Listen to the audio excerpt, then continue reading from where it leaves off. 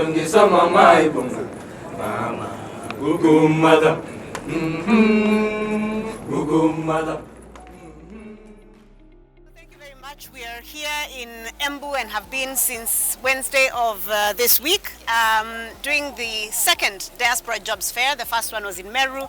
It's been very successful, as the governor and my sister PS have said. We've already had actually over 6,000 young people walk through these doors, finding out information about how you go about finding a job abroad, what documents are required, what are the requirements, but also meeting the recruiters. I understand that some of the recruiters have already done interviews on the spot and are following up on these young people who want to find opportunities abroad. It's really important for the people of Kenya, and particularly now that we're here in the great county of Embu, for the people of Embu to just come out and take up this opportunity. There are opportunities abroad. Part of our work at the State Department for Diaspora Affairs is ensuring the placement of Kenyans in opportunities abroad. So it's our job as our State Department to go out there and find out what are these other countries looking for? What are the opportunities there? What are the emerging areas of need? And for us then to work very closely with the various institutions of learning here, particularly with TVET and the TVETs and others, to tell them, please train for this. This is what this particular government is looking for.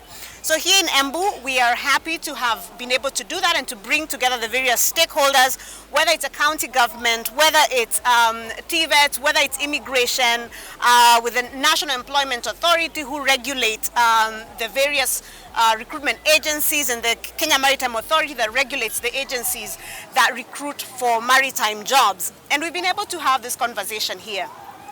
One of the other things that have been happening here is we've had many panel discussions where Kenyans and the people of Embu here have been able to ask questions. How do I go about getting a job? What documents do I need? What happens if I go abroad and I lose my passport? How am I going to be protected? What if my son goes abroad and dies there? What is going to happen? So these are the questions that we've been here to address. Part of the global labor market strategy that was created by the State Department for Diaspora Affairs and the State Department for Labor and Skills Development, and has now brought together various other actors in a powerful way, TVET, immigration, and so on, is largely to help us as a government figure out how are we going to respond to this issue of unemployment. You can respond to unemployment in three main ways. You can create jobs at home. You can create digital jobs, or you can take up opportunities that are already available in the diaspora. The government of Kenya is already doing those three things. What we are here today is dealing with that third issue of diaspora jobs.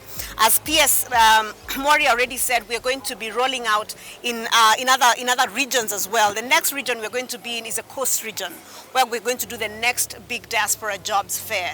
And we look forward to seeing much more turnout and engaging with the young people around the issue of how do I find these job opportunities abroad. I think you asked a question about rogue agents. So one of the things that the State Department for Labor, and I really want to credit my brother PS Mwadime for this, the State Department for Labor and Skills Development and the National Employment Authority, who have the mandate to regulate private recruitment agencies, have worked very hard to ensure that agencies that have gone rogue or that are not honoring their obligations have been censured. When we get at Diaspora Affairs, we get concerns from Kenyans who maybe have been abandoned by their agent in a foreign country. Let's pick one country. And they call us and say, you know, nililetwa huku na agent fulani na sijapata na najaribu kumtafuta wanisaidie na hawanisaidii. Or I have come here on this contract and it turns out to be a different contract. Apart from helping that Kenyan, which is something that the State Department for Diaspora Affairs does, working very well with Foreign Affairs and our missions, is then to find out which agency is this. And then we report that agency, and then we see sanctions. I said this last month, that in the last year and a half, 700 agencies have lost their licenses because of these kinds of behaviors, because of abusing the very important obligation that you have as a Kenyan recruiting Kenyans. So they have lost their license.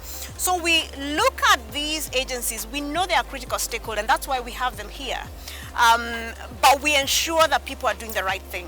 So that is to say that young people who are looking to find job opportunities abroad, please ensure that you work with a licensed agent. And you can find the licensed agents on the NEA website. That's the National Employment Authority website. And if you're looking for cruise jobs or jobs in the maritime industry, then you want to check the KMA website, Kenya Maritime Authority website. And it tells you exactly who is allowed to recruit.